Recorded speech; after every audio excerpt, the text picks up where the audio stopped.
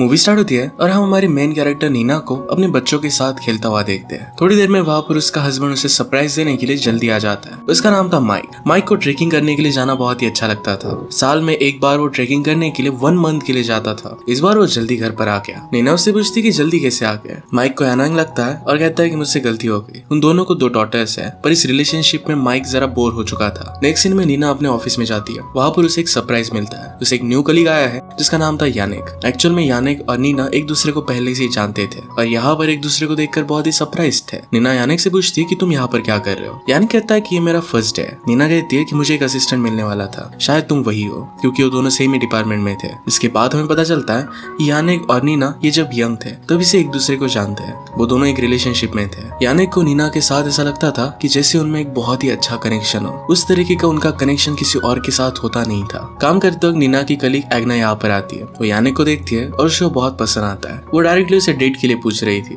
पूरी तरीके से उसे फ्लर्ट कर रही थी, पर नीना उसे कहती है कि अब हम काम कर रहे हैं, तुम्हें कन्वर्सेशन बाद में करना। नीना को उसकी मदर का कॉल आता है। आज रात उन्होंने पार्टी रखी थी क्योंकि उनकी आज एनिवर्सरी थी। उनकी शादी को 10 साल हो चुके थे। नीना इसके बारे में पूरी तरीके से भूल चुकी थी। पार्टी के लिए नीना को सब कुछ तैयारी करनी पड़ेगी और इसी वजह से वो माइक को कॉल करती है। माइक कहता है कि आज मैं बहुत ही बिजी हूँ। नीना कहती है कि पहले मेरी बात तो सुन लो। वो कहती है कि हमारी डॉटर्स को स्कूल से लाना है। माइक कहता है कि तुम्हारी मदर को बता दो। नीना कहती है कि अगर मैंने मदर को बताया तो मुझे बहुत ज्यादा डांटती है। इसके बाद माइक खुद ही नीना की मदर को कॉल कर देता है। माइक की एक बहुत ही इंपॉर्टेंट मीटिंग थी। उनकी कंपनी के लिए एक सीईओ को हायर कर रहा था। वो उसे कहता है कि जिस कंपनी में तुम काम कर रही हो इससे तुम्हें डबल सैलरी मिलेगी, तुम्हें हमारे साथ काम करना चाहिए। इस डील के ऊपर वो बहुत टाइम से काम कर रहा था। सब कुछ रेडी कर नीना स्कूल में जाती है। वहाँ पर उसे पता चलता है कि नीना की मदर ऑलरेडी डॉटर्स को लेकर वहाँ से चली गई। वो घर पर आती है तो उसके फादर हर जगह पर मदद कर रहे थे। उन्हें इस सिचुएशन के बारे में पता था कि नीना पर बहुत ही लोड आ रहा है। फादर कहते हैं कि रिलेशनशिप में सिर्फ एक ही पर्सन अगर बहुत ज्यादा ट्राई कर रहा होगा तो ये प्रॉब्लम आने वाली है। माइक को भी इसमें एफर्ट्स डालने चाहिए। नीना कहती है कि माइक मेरे साथ रहता है, ये बहुत बड़ी अचीवमेंट है। इसके बाद माइक घर पर आ जाता है। उनकी शादी को 10 साल हो चुके थे तो नीना की मदर स्पीच देती है। रात में नीना और माइक के दोनों करीब आ रहे थे। वो दोनों इंटीमेट हो पाते हैं उससे पहले उनकी डॉटर उनके पास सोने के लिए आ जाती है। नेक्स्ट सीन में हम देखते हैं कि यानिक और नीना अपने एक न्यू प्रोजेक्ट पर काम करना स्टार्ट करते हैं। उन्हें एक सीरीज क्रिएट करनी थी। इस सीरीज के लिए नीना आइडिया देती है कि ह्यूमन बॉडीज के बारे में हमें बनाना चाहिए। यानिक को आइडिया बहुत पसंद आता है। इस पर फिर वो ब्रेनस्टॉर्मिंग करने लग जाते हैं। लोगों में अपनी बॉडीज को लेकर क्या क्या इनसिक्योरिटीज होती है। यानिक का मानना था कि बॉडी को लेकर हमें इनसिक्योर नहीं होना चाहिए। एज अ पर्सन हम कैसे, ये बहुत ज्यादा इंपॉर्टेंट है। हम उन दोनों का पास्ट का सीन देखते हैं। वहाँ पर नीना उससे कह रही थी कि मैं तुमसे एज में बड़ी हूँ, तुम्हारे क्लासमेट तुम्हें चिढ़ा सकते हैं। इसका मतलब है फर्स्ट टाइम जब वो रिलेशनशिप में थे तब भी उनमें बहुत ज्यादा एज गैप था। माइक कहता है कि मुझे इससे कुछ भी फर्क नहीं पड़ता। वो उसे उसके फ्रेंड से मिलवाने के लिए इन्वाइट करता है। प्रेजेंट में नीना की डेस्क पर कॉफी नीचे गिर जाती है। उसके ड्रॉवर में से वो अपनी फैमिली की फोटो निकालती है। यानिक इस बात से सरप्राइज था कि नीना को 2 डॉटर्स है। वो इनके नाम पूछता है। नीना ने उनके नाम बताया तो यानिक इस बात से भी सरप्राइज था। पास में उन्होंने डिसाइड किया था कि जब उन्हें बच्चे होंगे तो उनके नाम वो क्या रखेंगे। वही नाम नीना ने अपने डॉटर्स के रखे हैं। यानिक अभी अभी इस सिटी में शिफ्ट हुआ था। लास्ट टाइम नीना के साथ ब्रेकअप करने का रीजन ये था कि उसे अलग कंट्री में शिफ्ट होना पड़ा था। नीना उससे पूछती कि वहाँ पर तुम्हारा एक्सपीरियंस कैसा रहा। यानिक कहता है कि मुझे जो भी सीखना था, जो एक्सप्लोर करना था, वो सारी चीजें मैं कर चुका। नेक्स्ट सीन में हम देखते हैं कि यानिक से मिलने के लिए उसकी सिस्टर आई हुई थी। उसे यानिक जरा अलग लगता है। उससे पूछती है कि हुआ क्या है, तुम बहुत ही अलग लग रहे हो, क्या तुम प्यार में हो। यानिक इस बात पर स्माइल कर देता है। सिस्टर उसके लिए बहुत ही एक्साइटेड थी कि वो लड़की है कौन, क्या वो ब्यूटीफुल है। यानिक कहता है कि वो बहुत ही ब्यूटीफुल है, उसकी शादी हो चुकी है और उसे डॉटर्स भी है। ये बात सिस्टर को बहुत ही अजीब लगती है। वो कहती है कि तुम किसी का घर तोड़ दोगे। यानिक कहता है कि एक बार मैं इस प्यार से भाग चुका हूँ और मैं फिर से नहीं भागना चाहता। रात में नीना यानिक से ही टेक्स्ट कर रही थी। माइक उसे बुलाने के लिए आता है और उसके लिए वाइन लाता है। वो आज सेलिब्रेट कर रहा था क्योंकि उसकी डील कंप्लीट हो चुकी। वो आज बहुत ही खुश था। नीना कहती है कि हमें फिर सेलिब्रेट करना चाहिए, कहीं पर वीकेंड के लिए जाना चाहिए। माइक कहता है कि हम जाएंगे, पर मैं सोच रहा था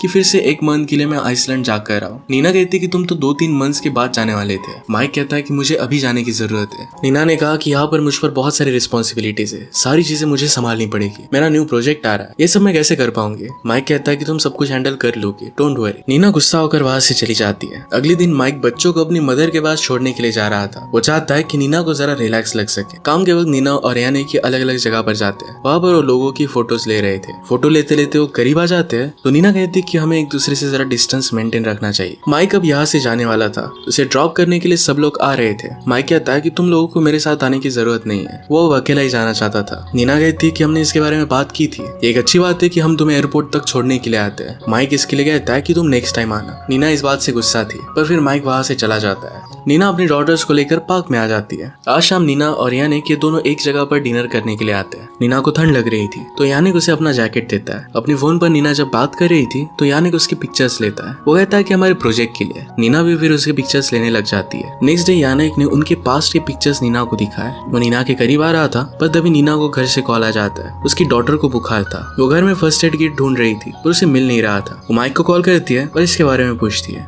माइक कहता है कि किट लेकर मैं यहाँ पर आ गया हूँ। नीना उस पर गुस्सा हो जाती है कि तुम्हें घर पर कुछ तो छोड़कर जाना चाहिए था। वो उससे हेल्प मांग रही थी पर माइक कहता है कि यहाँ से मैं तुम्हारी कुछ भी हेल्प नहीं कर सकता। वो फिर इस फोन को काट देता है। पैरेलल में हम देखते हैं यानिक को जबरदस्ती एग्ना ड्रिंक के लिए लेकर जा रही थी। वो नीना के बारे में बात कर रही थी कि उसे वो पसंद नहीं है, उसे वो जरा ओल्ड लगती है, वो उसके ऑफिस में फ्रेंड नहीं बन सकती। यानिक के साथ उसे बहुत ही अच्छा लग रहा था। यानिक को फिर नीना को कॉल आ जाता है। उसे मेडिसिन और खाना लाने के लिए उसकी हेल्प चाहिए थी। यानिक फिर मेडिसिन लेकर तुरंत वहाँ पर आ जाता है। रात में वो वहाँ से चला गया पर एक नोट छोड़कर गया जिसमें लिखा था कि अगर तुम्हें कभी भी जरूरत पड़े तो मुझे कॉल करना, मैं आ जाऊंगा। उसके लिए एक ब्यूटीफुल सा डिनर बनाकर हो गया था। नीना को देखकर बहुत ही अच्छा लगता है। पैरेलल में हम देखते हैं कि माइक अकेला था। उसे नीना की याद आ रही थी। अगले दिन यानिक फिर से कुछ चॉकलेट्स और कुछ मेडिसिन लेकर आता है। एक डॉक्टर को तो बहुत पसंद आता है पर जो बीमार थी उसे लगता है कि यानिक को यहाँ पर नहीं होना चाहिए। यानिक फिर चला गया। नीना को माइक का कॉल आता है। वो अपनी डॉटर से बात करता है।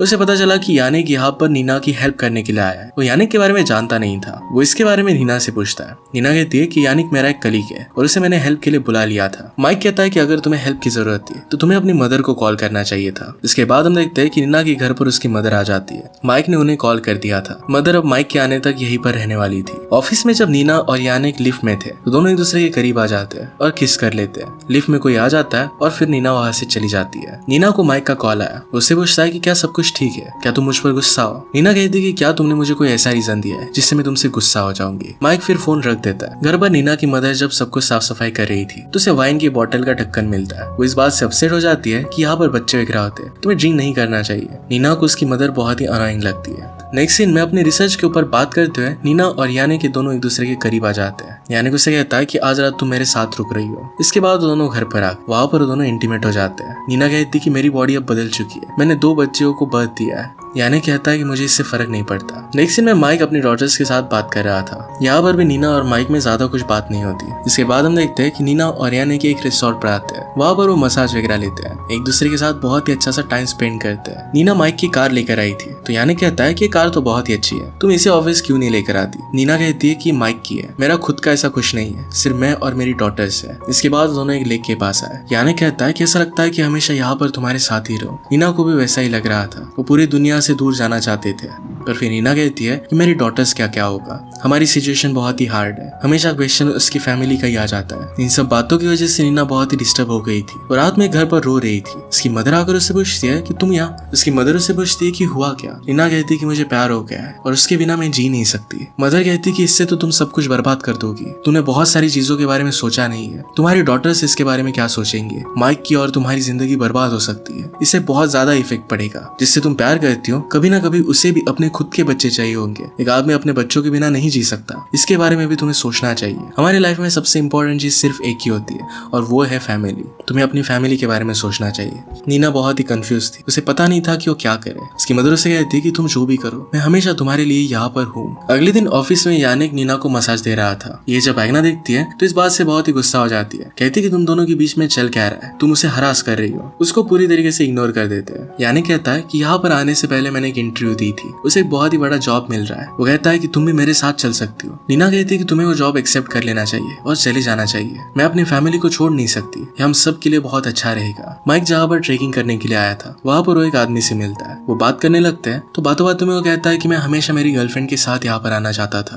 पर कभी भी वो पॉसिबल नहीं हो पाया। वो हमेशा मेरा साथ दे रही थी पर फिर भी मैंने उसे फॉर ग्रांटेड लिया। मैंने कभी भी उसे उतनी ज्यादा रिस्पेक्ट दी नहीं। इवेंचुअली मैंने उसके साथ ब्रेकअप कर लिया। 1 साल बाद मुझे पता चला कि जब मैंने उसके साथ ब्रेकअप किया था उससे पहले उसे कैंसर था। मुझे उसका साथ देना चाहिए था। अब वो अपनी गर्लफ्रेंड को बहुत मिस करता है। किस तरीके से हम लोगों को उतना ज्यादा इंपॉर्टेंस नहीं देते, ये रियलाइज कर माइक को बहुत बुरा लगता है। उसे भी लगता है कि उसे नीना के पास वापस जाना चाहिए। अगले सीन में हम देखते हैं कि नीना अपने फादर के साथ बात कर रही थी। नीना ने अपनी मदर को जो बताया था फादर को भी पता था। फादर कहते हैं कि तुम जिस सिचुएशन से गुजर रही हो उस सिचुएशन से मैं भी गुजरा था। मैंने एंड में फैमिली चूज की थी। फादर ने डिसीजन नीना के लिए लिया था। अगर वो फैमिली तोड़ देते तो नीना पर इफेक्ट पड़ सकता था। फादर कहते हैं कि अब मैं उस डिसीजन को रिग्रेट करता हूँ उन्हें लगता है कि अगर पेरेंट्स खुश ना रहे तो बच्चे भी खुश नहीं रह सकते। फादर उन दिनों पर इमोशनली अपसेंट थे और ये बात नीना ने रियलाइज की थी। बचपन में भी वो बात जान सकती थी। फादर उसे सलाह देते हैं कि तुम्हें जो ठीक लगे तुम्हें वही करना चाहिए, बाकी चीजों के बारे में ज्यादा सोचना नहीं चाहिए। यानिक को दूर कर नीना फिर से उसके पास वापस आ जाती है। उससे कहता है कि प्लीज मुझसे दूर रहो, तुमसे दूर जाना ऑलरेडी हार्ड है, प्लीज इसे और भी हार्ड मत बना। नीना सुनती नहीं, उसके साथ इंटीमेट हो जाती है। आने से पहले नीना माइक से कॉल पर बात कर रही थी। उसका कॉल ऑन ही रह जाता है। माइक नीना की यानिक के साथ आवाज सुन लेता है। इस बात से उसे बहुत बुरा लगा। वो तुरंत वहां से निकलना चाहता था। रात में उसने नीना को कॉल किया